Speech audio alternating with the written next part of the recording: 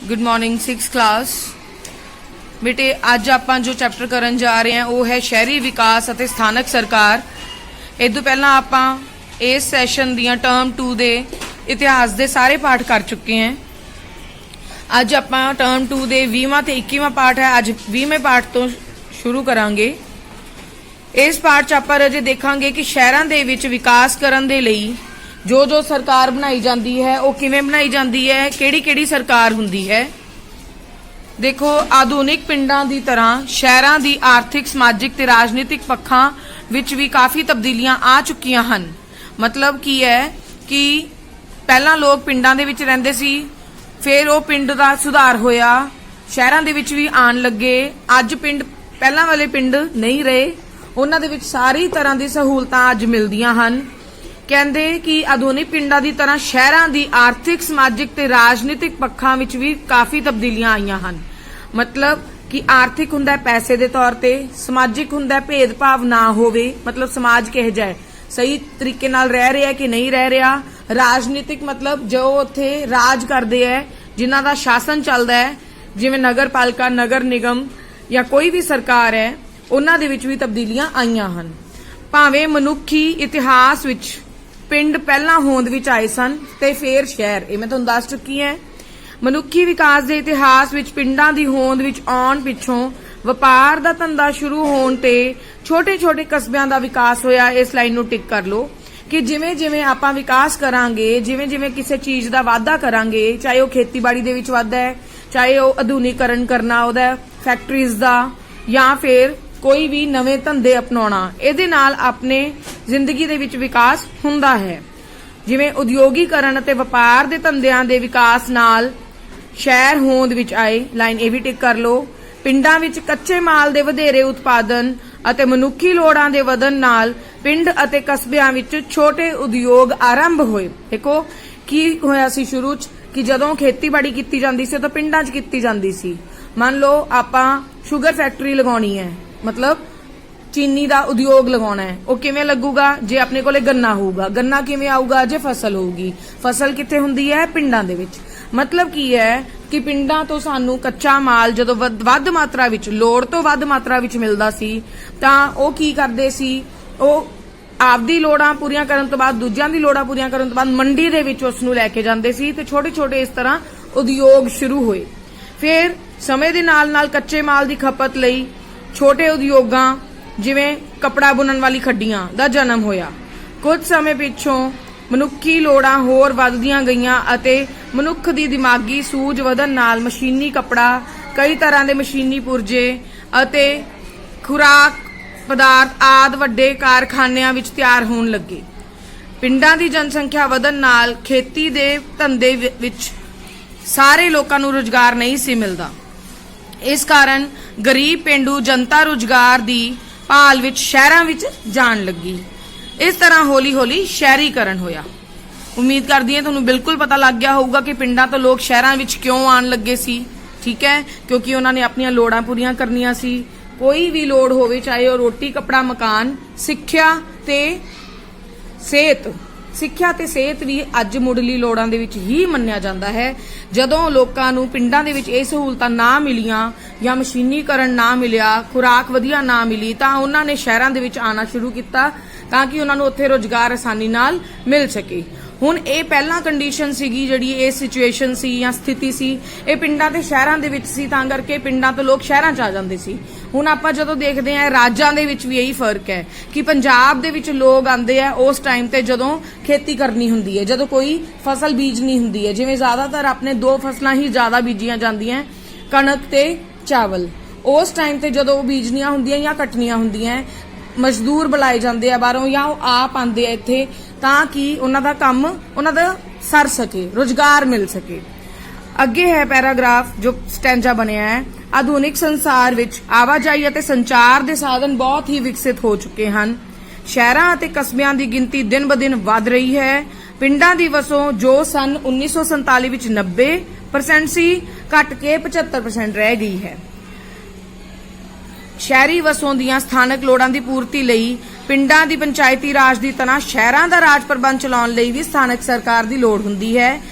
ਸ਼ਹਿਰਾਂ ਵਿੱਚ ਉਦਯੋਗੀਕਰਨ ਕਾਰਨ ਜਨਸੰਖਿਆ ਵਧੇਰੇ ਤੇਜ਼ੀ ਨਾਲ ਵਧ ਰਹੀ ਹੈ।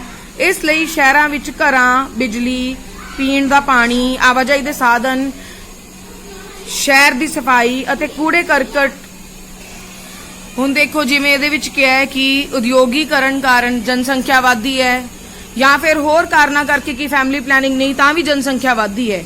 ਤਾਂ ਜਦੋਂ ਜਨਸੰਖਿਆ ਵਧੂਗੀ ਹਰ ਇੱਕ ਚੀਜ਼ ਦੀ ਲੋੜ ਤਾਂ ਪਊਗੀ ਹੀ ਜਨਸੰਖਿਆ ਨੂੰ, ਚਾਹੇ ਉਹ ਪੜ੍ਹਾਈ ਦੀ ਹੋਵੇ, ਚਾਹੇ ਉਹ ਸਿਹਤ ਲਈ ਹੋਵੇ, ਖਾਣ ਪੀਣ ਲਈ ਹੋਵੇ, ਰਹਿਣ ਲਈ ਹੋਵੇ, ਸਭ ਚੀਜ਼ਾਂ ਦੀ ਵਰਤੋਂ ਕਰਨੀ ਪੈਂਦੀ ਹੈ। ਸ਼ਹਿਰ ਵਾਸੀਆਂ ਦੀਆਂ ਵਧੇਰੇ ਲੋੜਾਂ ਦੀ ਪੂਰਤੀ ਲਈ ਧਨ ਦੀ ਵਧੇਰੇ ਜ਼ਰੂਰਤ ਹੋਊਗੀ। ਉਹਨਾਂ ਦੀ ਲੋੜਾਂ ਪੂਰੀਆਂ ਕਰਨ ਦੇ ਲਈ ਧਨ ਵੀ ਤਾਂ ਹੋਣਾ ਚਾਹੀਦਾ। ਉਹ ਧਨ ਕਿੱਥੋਂ ਆਊਗਾ? ਧਨ ਉਹ ਸਰਕਾਰ ਆਪਣੇ ਤੋਂ ਹੀ ਲਊਗੀ, ਟੈਕਸ ਦੇ ਫਾਰਮ ਦੇ ਵਿੱਚ, ਕਰ ਦੇ ਫਾਰਮ ਦੇ ਵਿੱਚ, ਠੀਕ ਹੈ, ਕਰ ਦੇ ਰੂਪ ਦੇ ਵਿੱਚ। ਸਥਾਨਕ ਲੋੜਾਂ ਦੀ ਪੂਰਤੀ ਅਤੇ ਕੇਂਦਰੀ ਅਤੇ ਰਾਜ ਸਰਕਾਰ ਦੇ ਪ੍ਰਬੰਧਕੀ ਕੰਮਾਂ ਵਿੱਚ ਸਹਾਇਤਾ ਕਰਨ ਲਈ ਸ਼ਹਿਰੀ ਸਥਾਨਕ ਸਰਕਾਰ ਦੀ ਵੀ ਜ਼ਰੂਰਤ ਹੁੰਦੀ ਹੈ। ਰਜੇ ਤੇ ਦੋ ਚੀਜ਼ਾਂ ਆਈਆਂ, ਕੇਂਦਰੀ ਸਰਕਾਰ ਤੇ ਰਾਜ ਸਰਕਾਰ। ਤੁਹਾਨੂੰ ਮੈਂ ਸਮਝਾਵਾਂ, ਛੋਟੇ ਹੁੰਦੇ ਸਾਨੂੰ ਵੀ ਥੋੜਾ ਘੱਟ ਪਤਾ ਲੱਗਦਾ ਸੀ।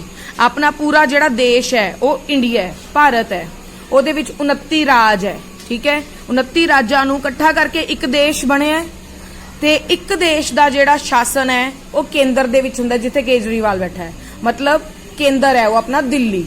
ਪਰ ਕੱਲੀ ਇੱਕ ਦਿੱਲੀ ਦੇ ਵਿੱਚ ਇੱਕ ਬੰਦਾ ਬਹਿ ਕੇ ਸਾਰੇ ਦੇਸ਼ ਨੂੰ ਨਹੀਂ ਚਲਾ ਸਕਦਾ। ਉਹਨੂੰ ਚਲਾਉਣ ਦੇ ਲਈ, ਜਿਵੇਂ ਆਪਾਂ ਕਹੀਏ ਕਿ ਸਕੂਲ ਦੇ ਵਿੱਚ ਇੱਕ ਹੈੱਡ 5 ਕਲਾਸਾਂ ਨਹੀਂ ਪੜ੍ਹਾ ਸਕਦਾ, ਉਹਨੂੰ ਪੜ੍ਹਾਉਣ ਦੇ ਲਈ ਟੀਚਰਸ ਲਾਏ ਜਾਂਦੇ ਹੈ। ਉਵੇਂ ਹੀ ਰਾਜ ਸਰਕਾਰਾਂ ਦੇ ਵਿੱਚ, ਮਤਲਬ ਜਿੰਨੇ 29 ਰਾਜ ਹੈ, 29 ਦੇ 29 ਰਾਜਾਂ ਲਈ ਵੀ ਇੱਕ ਸੀਐਮ ਚੁਣਿਆ ਜਾਂਦਾ ਹੈ, ਠੀਕ ਹੈ। ਜਿਵੇਂ ਆਪਣਾ ਪੰਜਾਬ ਦਾ ਭਗਵੰਤ ਮਾਨ ਜੀ ਹੈ। ਕਲੀਅਰ ਹੋਈ ਗੱਲ ਮੇਰੀ? ਉਵੇਂ ਹੀ ਕਹਿੰਦੇ ਕਿ ਰਾਜ ਸਰਕਾਰਾਂ ਅਲੱਗ ਹੁੰਦੀਆਂ, ਕੇਂਦਰ ਸਰਕਾਰਾਂ ਅਲੱਗ ਹੁੰਦੀਆਂ। ਕੇਂਦਰ ਸਰਕਾਰ ਦਾ ਕੰਟਰੋਲ ਹੁੰਦਾ ਹੈ ਰਾਜ ਸਰਕਾਰਾਂ ਤੇ, ਪਰ ਕੰਮ ਜੋ ਅਸਲੀ ਕਰਦੀ ਹੈ ਰਾਜ ਲਈ ਉਹ ਰਾਜ ਸਰਕਾਰ ਹੁੰਦੀ ਹੈ। ਪਰ ਪਾਵਰਸ ਜ਼ਿਆਦਾ ਜਿਹੜੀਆਂ ਹੁੰਦੀਆਂ ਉਹ ਕੇਂਦਰ ਸਰਕਾਰ ਕੋਲ ਹੁੰਦੀਆਂ। ਅੱਗੇ ਆਪਾਂ ਆਉਂਦੇ ਹਾਂ ਸ਼ਹਿਰੀ ਸਥਾਨਕ ਸਰਕਾਰ ਬਾਰੇ, ਮਤਲਬ ਸ਼ਹਿਰ ਦੇ ਵਿੱਚ। ਹੁਣ ਮੰਨ ਲਓ ਸਾਰੇ ਰਾਜਾਂ ਦੇ ਵਿੱਚ ਇੱਕ ਰਾਜ ਪੰਜਾਬ ਬਾਰੇ ਗੱਲ ਕਰਦੇ ਆਂ। ਪੰਜਾਬ ਦੇ ਵਿੱਚ ਵੀ ਹੁਣ ਜਿਵੇਂ 23 ਜ਼ਿਲ੍ਹੇ ਹੈ, ਹੁਣ ਜ਼ਿਲ੍ਹਿਆਂ ਦੇ ਵਿੱਚ ਕਈ ਸ਼ਹਿਰ ਹੁੰਦੇ ਆ, ਠੀਕ ਹੈ। ਜਿਵੇਂ ਮੰਨ ਲਓ ਆਪਾਂ ਕਹੀਏ ਬਠਿੰਡਾ ਜ਼ਿਲ੍ਹੇ ਦੇ ਵਿੱਚ ਵੀ ਕਈ ਸ਼ਹਿਰ, ਕਈ ਪਿੰਡ ਆ ਗਏ। ਉਵੇਂ ਹੀ ਫਰੀਦਕੋਟ ਦੇ ਵਿੱਚ ਕਈ, ਕੱਲਾ ਫਰੀਦਕੋਟ ਤਾਂ ਨਹੀਂ, ਕੋਟਕਪੂਰਾ ਵੀ ਉਹਦੇ ਵਿੱਚ ਆਊਗਾ, ਠੀਕ ਹੈ, ਜੈਤੋ ਵੀ ਉਹਦੇ ਵਿੱਚ ਆਊਗਾ। ਮਤਲਬ ਮੈਂ ਕੀ ਕਹਿਣਾ ਚਾਹੁੰਦੀ ਹਾਂ ਕਿ ਕਈ ਸ਼ਹਿਰ ਆ ਜਾਂਦੇ ਆ। ਹੁਣ ਸ਼ਹਿਰਾਂ ਦਾ ਵਿਕਾਸ ਜਾਂ ਸ਼ਹਿਰਾਂ ਦਾ ਪ੍ਰਬੰਧਨ ਕੌਣ ਚਲਾਊਗਾ? ਸ਼ਹਿਰੀ ਸਰਕਾਰ ਚਲਾਊਗੀ, ਮਤਲਬ ਉੱਥੋਂ ਦੀ ਸਥਾਨਕ ਸਰਕਾਰ ਚਲਾਊਗੀ। ਦੇਖੋ ਪਿੰਡਾਂ ਦੀ ਤਰ੍ਹਾਂ ਸ਼ਹਿਰਾਂ ਵਿੱਚ ਵੀ ਸਥਾਨਕ ਸਰਕਾਰ 3 ਸੰਸਥਾਵਾਂ ਬਣੀਆਂ ਹੋਈਆਂ। ਕਿਹੜੀਆਂ 3 ਸੰਸਥਾਵਾਂ? ਉੱਪਰ ਤੁਸੀਂ ਦੇਖ ਸਕਦੇ ਹੋ, ਨਗਰ ਪੰਚਾਇਤ, ਨਗਰ ਪਾਲਿਕਾ ਤੇ ਨਗਰ ਨਿਗਮ। ਪੈਰੇ ਦੇ ਵਿੱਚ ਦੇਖੋ ਨਗਰ ਪਾਲਿਕਾਵਾਂ ਅਤੇ ਨਗਰ ਨਿਗਮ, ਪਰੰਤੂ 1992 ਦੇ ਵਿੱਚ ਭਾਰਤੀ ਸੰਸਦ ਦੇ ਮਿਊਨਿਸਪਲ ਲਾਈਨ ਟਿਕ ਕਰ ਲਓ ਸੋਧ ਐਕਟ ਰਾਹੀਂ ਸ਼ਹਿਰੀ ਸਥਾਨਕ ਸੰਸਥਾਵਾਂ 3 ਪੱਧਰੀਆਂ ਹੋ ਗਈਆਂ। ਮਤਲਬ ਉਹਨਾਂ ਦੇ ਵਿੱਚ ਕੀ ਐਡ ਹੋ ਗਿਆ? ਨਗਰ ਨਿਗਮ, ਨਗਰ ਪਾਲਿਕਾ ਪਹਿਲਾਂ ਸੀਗੇ, ਨਗਰ ਪੰਚਾਇਤ ਵਿੱਚ ਐਡ ਕਰਤਾ, ਜਿਹਨੂੰ ਨਗਰ ਕੌਂਸਲ ਵੀ ਕਹਿੰਦੇ ਆ। ਕਿਹਾ ਜਾਂਦਾ ਹੈ ਕਿ ਭਾਰਤ ਵਿੱਚ ਸਭ ਤੋਂ ਪਹਿਲੀ ਨਗਰ ਪਾਲਿਕਾ ਦੀ ਸਥਾਪਨਾ 17ਵੀਂ ਸਦੀ ਵਿੱਚ ਮਦਰਾਸ ਵਿੱਚ ਕੀਤੀ ਗਈ ਸੀ। ਲਾਈਨ ਟਿਕ ਕਰੋ। ਭਾਰਤ ਆਜ਼ਾਦ ਹੋਣ ਸਮੇਂ ਕੇਵਲ 3 ਸ਼ਹਿਰ, ਮਦਰਾਸ, ਮੁੰਬਈ ਤੇ ਕਲਕੱਤਾ, ਇਹਨਾਂ ਵਿੱਚ ਹੀ ਨਗਰ ਪਾਲਿਕਾਵਾਂ ਸਨ। ਆਜ਼ਾਦੀ ਤੋਂ ਪਿੱਛੋਂ ਨਗਰ ਪਾਲਿਕਾਵਾਂ ਤੇ ਨਗਰ ਨਿਗਮਾਂ ਦੀ ਗਿਣਤੀ ਬਹੁਤ ਵੱਧ ਗਈ ਹੈ। ਤੁਹਾਨੂੰ ਇਹ ਵੀ ਪ੍ਰਸ਼ਨ ਆਊਗਾ ਕਿ ਇਹਨਾਂ ਦਾ ਫੈਸਲਾ ਕਿਵੇਂ ਕੀਤਾ ਜਾਂਦਾ ਹੈ ਕਿ ਕਿੱਥੇ ਨਗਰ ਨਿਗਮ ਹੋਣੀ ਚਾਹੀਦੀ ਹੈ, ਕਿੱਥੇ ਨਗਰ ਪੰਚਾਇਤ ਹੋਣੀ ਚਾਹੀਦੀ ਹੈ ਜਾਂ ਨਗਰ ਪਾਲਿਕਾ ਹੋਣੀ ਚਾਹੀਦੀ ਹੈ। ਇਹ ਆਧਾਰਿਤ ਹੁੰਦਾ ਜਨਸੰਖਿਆ ਤੇ। ਜਨਸੰਖਿਆ ਜੇ ਬਹੁਤ ਜ਼ਿਆਦਾ ਹੋਊਗੀ, ਜਿਵੇਂ ਉੱਪਰ ਦਿੱਤਾ ਹੋਇਆ, ਤਾਂ ਉਹ ਵੱਡੇ ਸ਼ਹਿਰ ਹੋਣਗੇ ਤਾਂ ਨਗਰ ਨਿਗਮ ਹੋਊਗੀ, ਛੋਟੇ ਸ਼ਹਿਰ ਹੋਣਗੇ ਤਾਂ ਨਗਰ ਪਾਲਿਕਾ ਹੋਊਗੀ। ਤੇ ਜੇ ਉਦੋਂ ਵੀ ਪਰਿਵਰਤਨੀ ਖੇਤਰ ਦਾ ਮਤਲਬ ਹੁੰਦਾ ਹੈ ਕਿ ਜਿੱਥੇ ਜਿਹੜੀ ਵਸੋਂ ਹੈ ਉਹ ਘਟਦੀ ਵੱਧਦੀ ਰਹਿੰਦੀ ਹੈ, ਤਾਂ ਉੱਥੇ ਬਣ ਜਾਂਦਾ ਨਗਰ ਪੰਚਾਇਤ। ਪੰਚਾਇਤ ਵੈਸੇ ਪਿੰਡਾਂ ਲਈ ਹੁੰਦੀ ਹੈ, ਠੀਕ ਹੈ। ਇੱਥੇ ਨਗਰ ਪੰਚਾਇਤ ਕਿਹਾ, ਇੱਥੇ ਆਪਾਂ ਸ਼ਹਿਰਾਂ ਦੀ ਗੱਲ ਕਰ ਰਹੇ ਸੀ। ਅੱਗੇ ਦੇਖੋ ਨਗਰ ਪੰਚਾਇਤ ਬਾਰੇ, ਹੁਣ ਇੱਥੇ ਆਪਾਂ ਨੂੰ ਆਊਗਾ ਵੀ ਤੇ ਆਪਾਂ ਇਹਨੂੰ ਲਰਨ ਵੀ ਕਰਨਾ ਹੈ ਕਿ ਕਿੰਨੀ ਜਨਸੰਖਿਆ ਤੇ ਜਦੋਂ ਹੁੰਦੀ ਹੈ ਤਾਂ ਪੰਚਾਇਤ ਬਣਦੀ ਹੈ ਜਾਂ ਨਗਰ ਨਿਗਮ ਬਣਦਾ ਹੈ ਜਾਂ ਨਗਰ ਪਾਲਿਕਾ ਬਣਦੀ ਹੈ। ਸਿਮਟਰੀ ਜੀ ਯਾਦ ਕਰ ਲਓ, ਨਗਰ ਪੰਚਾਇਤ, ਨਗਰ ਪਾਲਿਕਾ, ਨਗਰ ਨਿਗਮ, ਠੀਕ ਹੈ।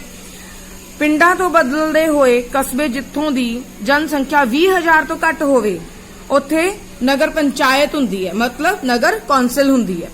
ਵੱਖ-ਵੱਖ ਰਾਜਾਂ ਵਿੱਚ ਇਸ ਨੂੰ ਵੱਖ-ਵੱਖ ਨਾਵਾਂ ਦੇ ਨਾਲ ਜਾਣਿਆ ਜਾਂਦਾ ਹੈ। ਪੰਜਾਬ ਵਿੱਚ ਇਸ ਨੂੰ ਨਗਰ ਪੰਚਾਇਤ ਕਹਿੰਦੇ ਹਨ। ਨਗਰ ਪੰਚਾਇਤ ਸ਼ਹਿਰੀ ਸਥਾਨਕ ਸਰਕਾਰ ਦੀ ਮੁੱਢਲੀ ਸੰਸਥਾ ਹੈ। ਲਾਈਨ ਟਿਕ ਕਰ ਲਓ। ਮੰਨ ਲਓ ਜਿਵੇਂ ਇੱਕ ਕੜੀ ਬਣੀ ਹੁੰਦੀ ਹੈ ਨਾ, ਜਿਵੇਂ ਇੱਕ ਚੇਨ ਹੁੰਦੀ ਹੈ, ਮੰਨ ਲਓ ਚੇਨ ਦੇ ਵਿੱਚ 3 ਕੜੀਆਂ, पहली कड़ी नगर पंचायत है, दूजी कड़ी नगर पालिका है, तीजी कड़ी नगर निगम है। अगे देखो इस दे मैंबरां दी गिनती जनसंख्या ते आधारित ते मिथी जाती है। सारे खेतर नूं वार्डां दे विच वंड के एक एक मैंबर की चोण की जाती है। पंजाब विच नगर कौंसलों के मैंबर की गिनती घट तो घट 6 रखी जाती है। लाइन टिक करो। इस दे मैंबर इलाके के वोटरां द्वारा सीधे ही चुने जाते हैं। इस तो इलावा उस इलाके के विधान सभा के मैंबर भी इस दे मैंबर हुंदे हन। इस लाइन नूं टिक कर लो सारी नूं। अगे उन्हां दे काम रजे काम होणगे जिहड़े वो सारे वैसे जे बाई चांस तुहानूं पेपर च ना याद रवे ਉਹੀ ਕੰਮ ਹੁੰਦੇ ਆ ਜੋ ਆਪਾਂ ਆਪਦੇ ਘਰਾਂ 'ਚ ਵੀ ਕਰਦੇ ਆ ਜਾਂ ਆਪਾਂ ਇਹ ਸੋਚਦੇ ਆ ਕਿ ਸਾਡੇ ਕੋਲੋਂ ਸੁਵਿਧਾਵਾਂ ਹੋਣ। ਉਹੀ ਨਗਰ ਨਿਗਮ ਦੇ ਕੰਮ ਹੋਣਗੇ, ਉਹੀ ਨਗਰ ਪਾਲਿਕਾ ਦੇ ਤੇ ਉਹੀ ਨਗਰ ਪੰਚਾਇਤ ਦੇ, ਪਰ ਲੈਵਲ ਡਿਫਰੈਂਟ ਹੋਣਗੇ। ਜਿਵੇਂ ਬਦਲਦੇ ਜਾਂ ਵੱਧਦੇ ਕਸਬੇ ਦੀਆਂ ਯੋਜਨਾਵਾਂ ਬਣਾਉਣੀਆਂ, ਨਗਰ ਨੂੰ ਸੁੰਦਰ ਬਣਾਉਣਾ, ਪੁਰਾਣੇ ਮਕਾਨਾਂ ਦੀ ਤਬਦੀਲੀ ਕਰਨ ਦੀ ਮਨਜ਼ੂਰੀ ਦੇਣਾ, ਜਾਂ ਆਪਣੇ ਖੇਤਰ ਅੰਦਰ ਜਨ ਸਿਹਤ ਸਫਾਈ, ਸੜਕ, ਪੁਲ, ਸਕੂਲ, पार्क, हस्पताल, वातावरण साफ रखना। ये सारे काम किदे हुंदे नगर पंचायत दे। ठीक है जी। उस तो बाद नगर पंचायत अगला पैरा है नूं अपने कामां लई हुण धन दी जरूरत पऊगी। धन कित्थों आऊगा? तुहानूं पहलां दस्सिया सी कर तो, मकान कर, विक्री कर, वाहन कर, इन्हां तो इकट्ठा किया जाता है। इस लाइन नूं टिक कर लो। नगर पंचायत नूं स्थानक विकास लई सरकार वल्लों भी सहायता दित्ती जांदी है। अगला आपां गल करदे हां नगर पालिका दी। नगर पालिका छोटे शहरां दा स्थानक प्रबंध करन लई हुंदी है। वड्डे शहर जिन्हां दी जनसंख्या 10 लाख तो वध होवे उत्थे नगर निगम हुंदा है। मेरी गल ध्यान नाल सुनो, ये वड्डे शहर दी गल कीती है, नगर पालिका दी नहीं। मतलब नगर पालिका की होया 20,000 तो वध ते 10 लाख तो घट जिथे होणगे वो होगी नगर पालिका। ठीक है जी। इत्थे ना नगर कौंसल नहीं आना, नगर कौंसल आपां नगर पंचायत नूं कहा सी, इहनूं इथों कट दो। अगे नगर पालिका की स्थापना हरेक राज विच म्युनिसिपल एक्ट राही की जाती है। पंजाब सरकार द्वारा 1994 विच नगर पालिका सोध अधिनियम पास किया गया।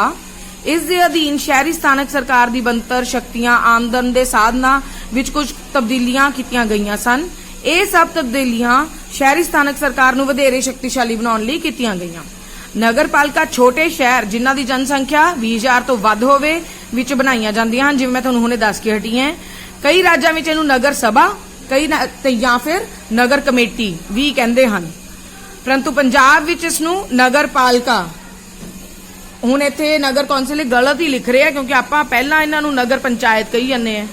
तुसीं नगर पालिका ही लिखो बस। नगर पालिका दे नाम नाल जाणिया जांदा है। नगर पालिका शहर दी वसों दे आधारित 3 तरह दी हुंदी है, पहला दर्जा, दूजा दर्जा, तीजा दर्जा। देखो नगर पालिका दा संगठन ਇਹ ਹੁਣ ਇਹਦੇ ਕੰਮ ਕਰਾਂਗੇ ਆਪਾਂ ਤੇ ਦੇਖਾਂਗੇ ਇਹਨੂੰ ਬਣਾਇਆ ਕਿਵੇਂ ਜਾਂਦਾ ਹੈ। ਨਗਰ ਪਾਲਿਕਾ ਦੇ ਮੈਂਬਰਾਂ ਨੂੰ ਕਾਉਂਸਲਰ ਕਿਹਾ ਜਾਂਦਾ ਹੈ। ਲਾਈਨ ਟਿਕ ਕਰ ਲਓ। ਇਸ ਦੇ ਮੈਂਬਰ 2 ਤਰ੍ਹਾਂ ਦੇ ਹੁੰਦੇ ਹਨ।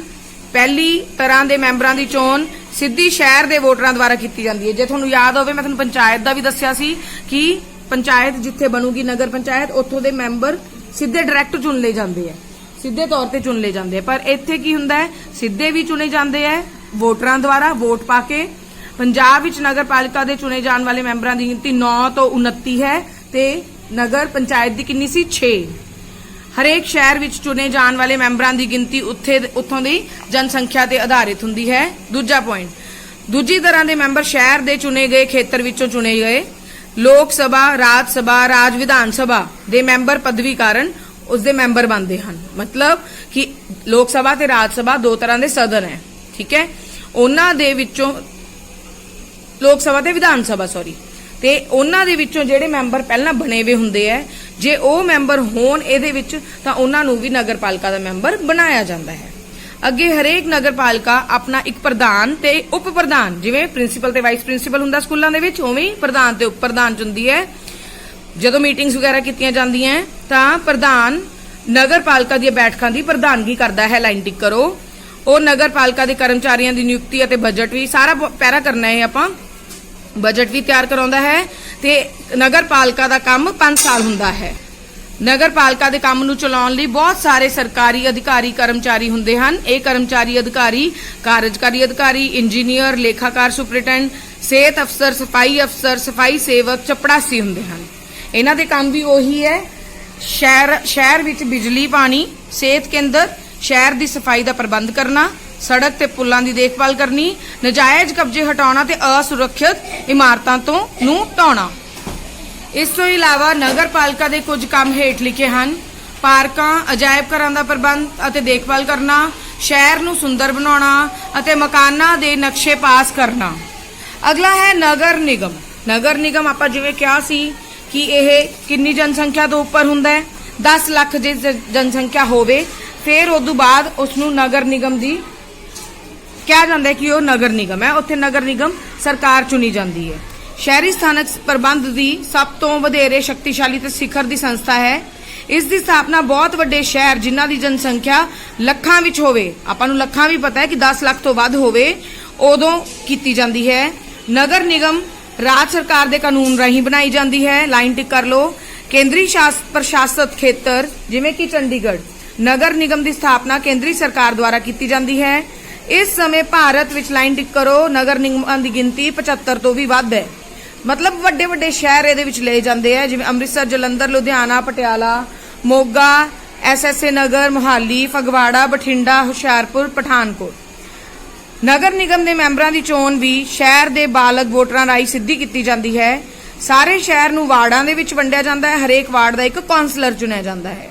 अगली लाइन टिक करो कि नगर निगम और नगर पालिका की चोण लड़न के लिए उम्मीदवार की उम्र 21 साल तो वध होनी चाहिए, मतलब 21 साल या 21 साल तो वध होनी जरूरी है।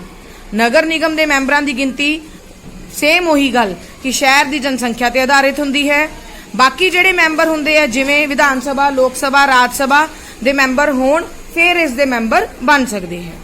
नगर निगम के प्रधान नूं मेयर कहा जाता है। ए लाइन भी टिक करो, खाली थावां दे विच आऊगी। कौंसलर अपने विचों एक मेयर अते उप मेयर चुनते हैं। नगर निगम का काम किन्ने साल कार्यकाल हुंदा है? 5 साल हुंदा है। नगर निगम के मुख्य कार्यकारी अधिकारी नूं कमिश्नर कहा जाता है। इस लाइन नूं टिक करो। ये प्रशासन नूं देखदा है कि सही चल रहा है कि नहीं। कमिश्नर नूं मेयर की सिफारिश ते 5 साल लई नियुक्त किया जाता है, पर लोड़ पैण ते पहला ही हटाया जा सकता है। कमिश्नर तो इलावा नगर निगम के प्रबंधकी कामां नूं करन लई होर भी सारे सरकारी अधिकारी जिवें सेहत, सिक्ख्या अफसर, कर अफसर, लेखा अफसर, सकत्तर आदि हुंदे हन। नगर पालिका की तरह नगर निगम के भी उही काम है जो कि जरूरी भी हुंदे ते इच्छुक भी हुंदे है। नगर निगम ही ਉਹੀ ਸਾਰੇ ਕੰਮ ਕਰਦੀ ਹੈ ਜਿਹੜੇ ਕਿ ਨਗਰ ਪਾਲਿਕਾ ਦੁਆਰਾ ਕੀਤੇ ਜਾਂਦੇ ਹੈ, ਪਰੰਤੂ ਵੱਡੇ ਸ਼ਹਿਰਾਂ ਦੀ ਜਨਸੰਖਿਆ ਵਧੇਰੇ ਹੋਣ ਕਰਕੇ ਇਹਨਾਂ ਦੇ ਕੰਮ ਬਹੁਤ ਜ਼ਿਆਦਾ ਹੁੰਦੇ ਹੈ। ਜਿਵੇਂ ਸਭ ਤੋਂ ਪਹਿਲਾਂ ਕੰਮ ਕਰਨ ਦੇ ਲਈ ਆਮਦਨ ਵੀ ਹੋਣੀ ਚਾਹੀਦੀ ਹੈ। ਇਹ ਤੁਹਾਨੂੰ ਪਹਿਲਾਂ ਵੀ ਮੈਂ ਦੱਸ ਚੁੱਕੀ ਹਾਂ ਕਿ ਕਰ ਲੱਗਦਾ ਹੈ, ਫੀਸ ਹੁੰਦੀ ਹੈ, ਜੁਰਮਾਨੇ ਵੀ ਲੱਗਦੇ ਆ, ਗ੍ਰਾਂਟ ਵੀ ਮਿਲਦੀ ਹੈ ਸਰਕਾਰ ਵੱਲੋਂ ਸਹਾਇਤਾ ਵੀ ਮਿਲਦੀ ਹੈ, ਕਰਜ਼ੇ ਵੀ ਮਿਲਦੇ ਆ। ਜਿਵੇਂ ਕਹਿ ਸਕਦੇ ਹਾਂ ਕਰ ਸਭ ਤੋਂ ਪਹਿਲਾਂ ਮਕਾਨ ਕਰ, ਜਾਇਦਾਦ ਕਰ, ਚੁੰਗੀ ਕਰ, ਮਨੋਰੰਜਨ ਕਰ, ਫੀਸ ਤੇ ਜੁਰਮਾਨੇ। नगर निगम नूं घरां दे नक्शे पास करन तो फीस, टांगे, रिक्शे, ठेलियां आदि दी फीस तो आमदन हुंदी है। नगर निगम नियमां दी उलंघना करन वालियां तो जुर्माना भी इकट्ठा करदी है। फिर सरकार भी मदद करदी है। नगर निगमां दे विच उन्हां तों पैसा मिलदा है, लोड़ पैण ते कर्जे भी लै सकदी है। नगर निगम दी शक्तियां नगर पालिका तो बहुत ज़्यादा हुंदियां हन, क्योंकि वड्डे शहरां दी जनसंख्या वधेरे होण कारण शहरीआं नूं दित्तियां जाण वाली सहूलतां ਅਤੇ ਰੋਜ਼ਾਨਾ ਜ਼ਰੂਰਤਾਂ ਵਿੱਚ ਵੀ ਫਰਕ ਹੁੰਦਾ ਹੈ। ਨਗਰ ਪਾਲਿਕਾ ਤੇ ਨਗਰ ਨਿਗਮ ਤੇ ਰਾਜ ਸਰਕਾਰ ਦਾ ਪੂਰਾ ਕੰਟਰੋਲ ਹੁੰਦਾ ਹੈ। ਲਾਈਨ ਟਿਕ ਕਰੋ। ਤੁਹਾਡੇ ਸ਼ਹਿਰ ਦੀ ਨਗਰ ਪਾਲਿਕਾ ਜਾਂ ਨਗਰ ਨਿਗਮ ਸ਼ਹਿਰ ਨੂੰ ਸਾਫ਼ ਸੁਥਰਾ ਰੱਖ ਕੇ ਤੁਹਾਡੇ ਰਹਿਣ ਲਈ ਵਾਤਾਵਰਣ ਵਧੀਆ ਮੁਹੱਈਆ ਕਰਵਾਉਂਦੀ ਹੈ। ਸ਼ਹਿਰ ਦੇ ਆਰਥਿਕ ਅਤੇ ਸਮਾਜਿਕ ਵਿਕਾਸ ਵਿੱਚ ਵੀ ਮਦਦ ਕਰਦੀ ਹੈ। ਸਾਰੇ ਕੰਮ ਹੈ ਜਿੱਥੇ ਇੰਪੋਰਟੈਂਟ ਲੱਗਦਾ ਹੁੰਦਾ ਹੈ ਆਪੇ ਹੀ ਪੈਨਸਿਲ ਲਾਈਨ ਟਿਕ ਕਰ ਲਿਆ ਕਰੋ। ਇਸ ਲਈ ਸਾਰਿਆਂ ਦਾ ਇਹ ਫਰਜ਼ ਹੈ ਕਿ ਆਪਣੀ ਸ਼ਹਿਰੀ ਸਥਾਨਕ ਸਰਕਾਰ ਦੀ ਸਹਾਇਤਾ ਕਰੋ। इस दे द्वारा प्रदान किए पानी, बिजली की संजम नाल वरतों करो। शहर विच कूड़ा करकट दी घट खिलारो। इस तरह तुसी देश के समर्थ शहरी अते आदर्श नागरिक बन के देश के विकास विच सहायक सिद्ध हो सकते हो। अगे है जिले बारे। हुण साडा देश भारत दुनिया भर विच सब तो वड्डा लोकतंत्री देश है। आकार दे नाल इस दी जनसंख्या भी बहुत वधेरे है। जिवें कि पहला भी दस्सिया जा चुकिया है कि साडे देश विच लगभग 6 लाख पिंड हैं। लाइन टिक करो। ते खेत्रफल 33 लाख वर्ग किलोमीटर है। साडे देश की केंद्रीय सरकार राष्ट्रीय राजधानी दिल्ली है, जो मैं तुहानूं पहलां दस चुकी हैं, जिसका प्रधानमंत्री हुंदा है। साडे देश के संविधानिक मुखी राष्ट्रपति है, मतलब संविधान दे विच जो मुखी हुंदा है वो राष्ट्रपति हुंदा है। टिक करी चलो लाइन्स। विशाल देश होने करके एक केंद्र सरकार सारे देश का प्रबंध नहीं चला सकती, इस करके देश नूं राज्यां दे विच वंडिया होया ते राज सरकारां चुनियां होईयां। इत्थे 28 राज ते 8 केंद्री शासित प्रदेश हन, खेतर हन। बेटे मैं पहला गलती नाल 29 राज बोल गई सी। हरेक राज दी अपनी सरकार है, हरेक राज दी सरकार दे मुखी मुख मंत्री हन अते राज दे संविधानिक मुखी राजपाल हन। इस लाइन नूं टिक कर लो, जो कि हरेक राज दी राजधानी तो अपने राज दा शासन प्रबंध चलाउंदे हन। साडे राज पंजाब दी राजधानी चंडीगढ़ है, लाइन टिक करो। केंद्री शासित प्रदेश या खेतरां दा शासन प्रबंध केंद्री सरकार द्वारा चलाया जाता है, जिन्हां नूं केंद्री प्रशासित खेतर कहंदे हन। ये भी लाइन टिक कर लो। राज्यां दे स्थानक प्रबंध नूं कुशलता ते आसानी नाल चलाउण लई राज्यां नूं ਜ਼ਿਲ੍ਹਿਆਂ ਵਿੱਚ ਵੰਡਿਆ ਜਾਂਦਾ ਹੈ। ਜ਼ਿਲ੍ਹਿਆਂ ਦੇ ਰਾਜ ਪ੍ਰਬੰਧ ਨੂੰ ਚਲਾਉਣ ਲਈ ਇਕਾਈ ਨੂੰ ਜ਼ਿਲ੍ਹਾ ਪ੍ਰਬੰਧ ਕਿਹਾ ਜਾਂਦਾ ਹੈ। ਇਸ ਲਾਈਨ ਨੂੰ ਟਿਕ ਕਰੋ। ਪਿੰਡਾਂ ਦੀ ਪੇਂਡੂ ਸਥਾਨਕ ਸਰਕਾਰ, ਸ਼ਹਿਰੀ ਸਥਾਨਕ ਸਰਕਾਰ ਜ਼ਿਲ੍ਹਾ ਪ੍ਰਬੰਧ ਦੇ ਅਧੀਨ ਹੁੰਦੀ ਹੈ। देखो राज सरकार ने जिला प्रबंध देखा। सब तो पहला छोटी इकाई पिंड है, पिंड दे नाल शहर है, शहर तो जिला बनता है, जिले तो एक राज बनता है। राज सारे इकट्ठे मिला के एक केंद्र बनते हैं या देश बनते हैं। अजकल साडे राज पंजाब दे प्रबंधकी कामां नूं ठीक चलाउण लई 23 ਜ਼ਿਲ੍ਹਿਆਂ ਵਿੱਚ वंडिया गया है। पहला तुहानूं दस चुकी है मैं ये, जिवें हुण आ चीज़ मैं तुहानूं ऑलरेडी दसती, दोबारा पढ़न की लोड़ नहीं आपां नूं कि शहर, कस्बा, पिंड, फिर तहसील, फिर जिला, ये पद्धर हुंदे है। सब तो पहला आपां नूं वड्डा पद्धर दस्सिया होया है, उदों बाद छोटा। ਜ਼ਿਲ੍ਹੇ ਦੇ राज प्रबंध नूं चलाउण लई ਜ਼ਿਲ੍ਹੇ पद्धर ते ਵੱਖ-ਵੱਖ विभागां दे ਜ਼ਿਲ੍ਹਾ अफसर हुंदे हन, जिन्हां नूं ਜ਼ਿਲ੍ਹਾ प्रबंधक कहंदे हन। हरेक डिपार्टमेंट का आपदा अफसर हुंदा है, ठीक है। ये सारे ਜ਼ਿਲ੍ਹਾ अफसर सरकारी अधिकारी हुंदे हन। इन्हां दे अधीन होर भी कई कर्मचारी काम करदे हन। ਜ਼ਿਲ੍ਹੇ ਦੇ प्रबंधकी ਕੰਮਾਂ ਨੂੰ ਨਿਭਾਉਣ ਲਈ सब तो उच्च अधिकारी डिप्टी कमिश्नर हुंदा है। जे हुण सिक्ख्या दा होवे ते ओहदे विच भी ਜ਼ਿਲ੍ਹਾ अफसर होगा, DEO होगा, ट्रांसपोर्ट वाले च DTO होगा, मैडिकल च CMO हुंदा है, खेतीबाड़ी च DAO हुंदा है, ठीक है। फिर लोक संपर्क अफसर DPRO हुंदे है। ये सारे की है, DD तां लग्गिया डिस्ट्रिक्ट लई लग्गिया, ਜ਼ਿਲ੍ਹੇ लई डिस्ट्रिक्ट। उस दी अगवाई अते निगरानी हेठ काम कीते जांदे हन। किहदी? डिप्टी कमिश्नर दी। डिप्टी कमिश्नर ਜ਼ਿਲ੍ਹੇ दा मुखी हुंदा है, जो अगे सारे डिपार्टमेंट्स दे विच जिहड़े हैड हुंदे आ उन्हां दे काम नूं देखदा है। डिप्टी कमिश्नर ਜ਼ਿਲ੍ਹੇ ਦੇ विकास लई ਵੱਖ-ਵੱਖ विभागां विच हो रहे विकास दे ਕੰਮਾਂ ਦੀ ਦੇਖਭਾਲ ਕਰਦਾ है। डिप्टी कमिश्नर पेंडू स्थानक संस्थावां ते शहरी स्थानक संस्थावां दे काम दी निगरानी करदा है। जे कोई स्थानक संस्था ठीक तरह काम ना करदी होवे तां राज सरकार नूं अजिही संस्था नूं भंग करन दी सलाह भी दे सकदा है। ये भी लाइन टिक करो। अगे जिला प्रबंधक दे काम सारे सेम काम है पर वड्डे लैवल ते है। ਜ਼ਿਲ੍ਹਾ ਪ੍ਰਬੰਧਕਾਂ ਦੇ ਸਭ ਤੋਂ ਮਹੱਤਵਪੂਰਨ ਕੰਮ ਜ਼ਿਲ੍ਹੇ ਵਿੱਚ ਪੁਲਿਸ ਅਧਿਕਾਰੀ, SSP, DSP ਦੀ ਸਹਾਇਤਾ ਕਰਨੀ, ਇਹ ਪਹਿਲਾ ਪੁਆਇੰਟ ਬਣੂਗਾ। ਇਲਾਕੇ ਦੇ ਕਿਸਾਨਾਂ ਦੀ ਭੂਮੀ ਅਤੇ ਮਾਲੀਏ ਦਾ ਹਿਸਾਬ ਕਿਤਾਬ ਰੱਖਣਾ, ਇਹ ਦੂਜਾ ਪੁਆਇੰਟ ਬਣੂਗਾ ਜਦੋਂ ਆਪਾਂ ਕੁਐਸਚਨਸ ਕਰਾਂਗੇ। ਸਾਰੇ ਜ਼ਿਲ੍ਹੇ ਦੇ ਲੋਕਾਂ ਦੀ ਸਹੂਲਤਾਂ ਦੇਣੀਆਂ, ਕਿਹੜੀਆਂ? ਸਿਹਤ, ਆਵਾਜਾਈ, ਇਮਾਰਤਾਂ, ਸੜਕਾਂ, ਪਾਰਕ, ਹਸਪਤਾਲ, ਸਕੂਲ, ਇਹ ਸਭ ਕੁਝ ਖੁਲਵਾਉਣਾ, ਇਹ ਉਹਨਾਂ ਦੇ ਕੰਮ ਹੁੰਦੇ ਆ। ਤੇ ਇਹ ਸਾਰੇ ਕੰਮ ਕਿਹਦੀ ਨਿਗਰਾਨੀ ਹੇਠ ਹੋਣਗੇ? ਡਿਪਟੀ ਕਮਿਸ਼ਨਰ ਦੀ ਨਿਗਰਾਨੀ ਹੇਠ ਕੀਤੇ ਜਾਂਦੇ ਹਨ। ਅੱਗੇ ਦੇਖੋ ਸੇਮ ਉਹੀ ਚੀਜ਼ ਹੈ ਜਿਹੜੇ ਮੈਂ ਤੁਹਾਨੂੰ ਦੱਸਿਆ, CMO ਹੁੰਦਾ ਹੈ, DEO ਹੁੰਦਾ ਹੈ, DPRO ਹੁੰਦਾ ਹੈ, ਇਹ ਉਹ ਸਾਰੇ ਹੀ ਹੈ। ਚੀਫ ਮੈਡੀਕਲ ਅਫਸਰ, ਜ਼ਿਲ੍ਹਾ ਸਿੱਖਿਆ ਅਫਸਰ, ਸੀਨੀਅਰ ਸੁਪਰੀਡੈਂਟ ਆਫ ਪੁਲਿਸ, ਜ਼ਿਲ੍ਹਾ ਟਰਾਂਸਪੋਰਟ ਅਫਸਰ, ਜ਼ਿਲ੍ਹਾ ਤੇ ਸੈਸ਼ਨ ਜੱਜ। ਜ਼ਿਲ੍ਹਾ ਪੱਧਰ ਤੇ ਨਿਆਂ ਪ੍ਰਬੰਧ ਦੇ ਲਈ ਨਿਆਂ ਪ੍ਰਬੰਧ ਵਿਵਸਥਾ ਕੀਤੀ ਜਾਂਦੀ ਹੈ। ਦੀਵਾਨੀ ਅਤੇ ਫੌਜਦਾਰੀ ਝਗੜਿਆਂ ਦਾ ਨਿਆਂ ਕਰਨ ਲਈ ਅਲੱਗ-ਅਲੱਗ ਅਦਾਲਤਾਂ ਹੁੰਦੀਆਂ ਹਨ। ਲਾਈਨ ਟਿਕ ਕਰਿਓ ਹੁਣ। ਦੀਵਾਨੀ ਅਦਾਲਤ ਜਾਇਦਾਦ ਤੇ ਪੈਸੇ ਸੰਬੰਧੀ ਝਗੜਿਆਂ ਦਾ ਨਿਪਟਾਰਾ ਕਰਦੀ ਹੈ, ਜਦਕਿ ਫੌਜਦਾਰੀ ਦੇ ਵਿੱਚ ਚੋਰੀ ਹੋ ਗਈ, ਕਤਲ ਹੋ ਗਏ, ਲੜਾਈ ਝਗੜੇ ਹੋ ਗਏ ਜਿਹਦੇ ਨਾਲ ਜ਼ਿਆਦਾ ਨੁਕਸਾਨ ਹੋ ਗਿਆ, ਫੌਜਦਾਰੀ ਵਿੱਚ ਉਹ ਵਾਲੇ ਕੇਸ ਆਉਂਦੇ ਆ। ਜ਼ਿਲ੍ਹੇ ਵਿੱਚ ਸੈਸ਼ਨ ਜੱਜ ਦੀ ਅਦਾਲਤ ਸਭ ਤੋਂ ਉੱਚੀ ਹੈ, ਇਹ ਲਾਈਨ ਵੀ ਟਿਕ ਕਰੋ।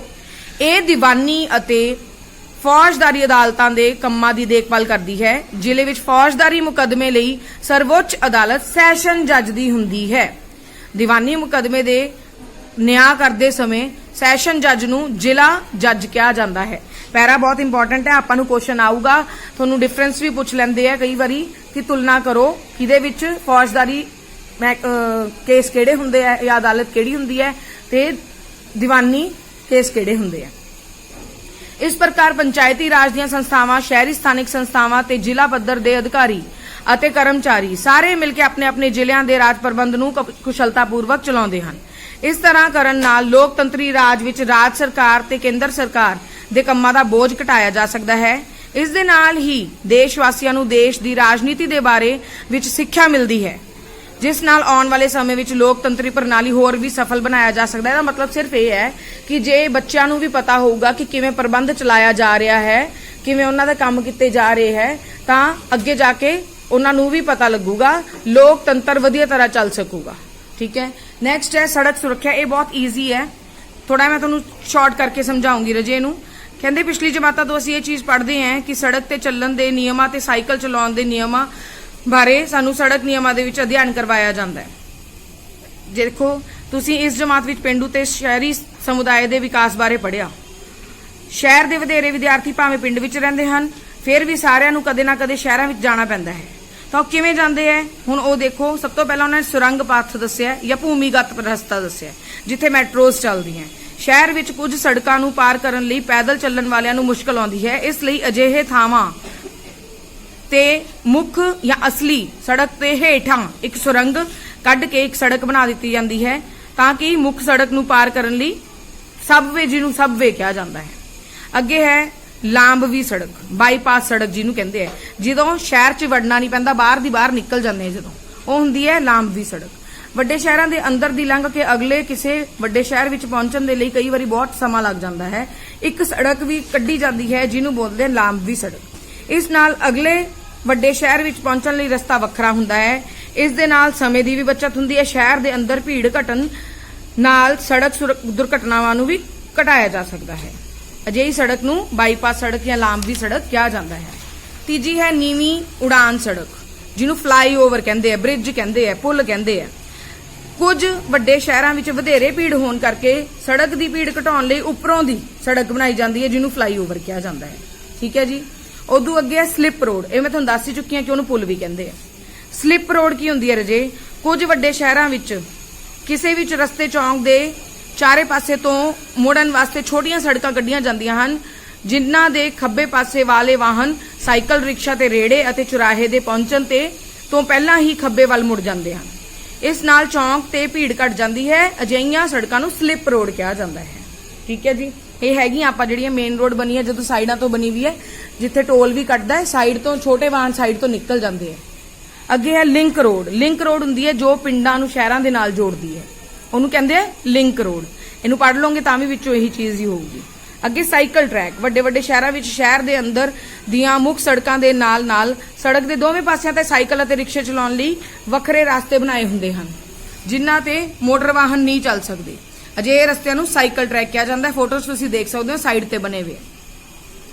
ਚਾਹੇ ਸੜਕ ਉੱਤੇ ਵਾਹਨ ਚਾਲਕਾਂ ਦੀ ਸੁਰੱਖਿਆ ਲਈ ਸਖਤ ਨਿਯਮ ਬਣਾਏ ਜਾਂਦੇ ਹਨ, ਫਿਰ ਵੀ ਸਾਈਕਲ ਇੱਕ ਛੋਟਾ ਤੇ ਹਲਕਾ ਵਾਹਨ ਹੋਣ ਕਰਕੇ ਇਸ ਨੂੰ ਜ਼ਿਆਦਾ ਖਤਰਾ ਹੁੰਦਾ ਹੈ।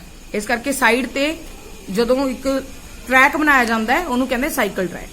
ਸਾਨੂੰ ਸਾਈਕਲ ਚਲਾਉਂਦੇ ਸਮੇਂ ਸੁਰੱਖਿਆ ਲਈ ਹੈਲਮਟ ਪਹਿਨਣਾ ਚਾਹੀਦਾ। ਆਪਾਂ ਸੋਚਦੇ ਹਾਂ ਕਿ ਆਪਾਂ ਜੇ ਕੋਈ ਵਹੀਕਲ ਚਲਾ ਰਹੇ ਹਾਂ, ਜਿਵੇਂ ਮੋਟਰਸਾਈਕਲ ਚਲਾ ਲਿਆ, ਕਾਰ ਚਲਾ ਲਈ ਜਾਂ ਸਕੂਟੀ ਚਲਾ ਲਈ, ਤਾਂ ਉਹਦੇ ਤੇ ਹੀ ਹੈਲਮਟ ਪਾਉਂਦੇ ਆ।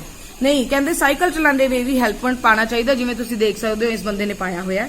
ਭਾਵੇਂ ਸਾਡੇ ਦੇਸ਼ ਵਿੱਚ ਹੈਲਮਟ ਪਹਿਨਣਾ ਜ਼ਰੂਰੀ ਨਹੀਂ ਹੈ, ਪਰ ਕੈਨੇਡਾ ਦੇ ਰਾਜ ontario ਵਿੱਚ 18 ਸਾਲ ਤੋਂ ਘੱਟ ਉਮਰ ਦੇ ਹਰ ਬੱਚੇ ਨੂੰ ਸਾਈਕਲ ਚਲਾਉਂਦੇ ਸਮੇਂ ਹੈਲਮਟ ਪਹਿਨਣਾ ਜ਼ਰੂਰੀ ਹੈ। ਸਾਨੂੰ ਆਪਣੇ ਸਾਈਕਲ ਦੀ ਬ੍ਰੇਕਾਂ ਤੇ ਘੰਟੀ ਠੀਕ ਹਾਲਤ ਵਿੱਚ ਰੱਖਣਾ ਚਾਹੀਦੀ ਹੈ, ਲੋੜ ਪੈਣ ਤੇ ਤਾਂ ਕਿ ਆਪਾਂ ਵਰਤ ਸਕੀਏ। ਮੁੜਨ ਸਮੇਂ ਹੱਥ ਦਾ ਇਸ਼ਾਰਾ ਜ਼ਰੂਰ ਕਰਨਾ ਚਾਹੀਦਾ ਹੈ। ਕਾਰਾਂ, ਟਰੱਕਾਂ ਤੇ ਬੱਸਾਂ ਤੋਂ ਉਚਿਤ ਦੂਰੀ ਰੱਖ ਕੇ ਸਾਈਕਲ ਚਲਾਉਣੀ ਚਾਹੀਦੀ ਹੈ। ਸੁਰੱਖਿਅਤ ਰਹਿਣ ਲਈ ਜਿੱਥੇ ਕਿਤੇ ਸਾਈਕਲ ਟਰੈਕ ਬਣਿਆ ਹੋਵੇ ਉਸ ਦੀ ਹੀ ਵਰਤੋਂ ਕਰਨੀ ਚਾਹੀਦੀ ਹੈ। ਇਹ ਸੀ ਆਪਣਾ ਪਾਠ ਰਜੇ, ਸ਼ਹਿਰੀ ਅਤੇ ਸਥਾਨਕ ਸਰਕਾਰ, ਜੋ ਕਿ ਬਹੁਤ ਵਧੀਆ ਚੈਪਟਰ ਸੀ, ਬਹੁਤ ਈਜ਼ੀ ਚੈਪਟਰ ਸੀ, ਲੈਂਥੀ ਜ਼ਰੂਰ ਸੀ, ਪਰ ਤੁਹਾਨੂੰ ਸਮਝ ਆ ਗਿਆ ਹੋਊਗਾ। ਇਸ ਤੋਂ ਬਾਅਦ ਤੁਸੀਂ ਆਪਦੇ ਛੋਟੀ ਛੋਟੀ ਚੀਜ਼ਾਂ, ਅਭਿਆਸ ਤੇ ਕੁਐਸਚਨ ਆਨਸਰਸ ਹੈ ਜਿਹੜੇ ਉਹ ਤੁਸੀਂ ਖੁਦ ਕਰਨੇ ਆ। Thank you all of you.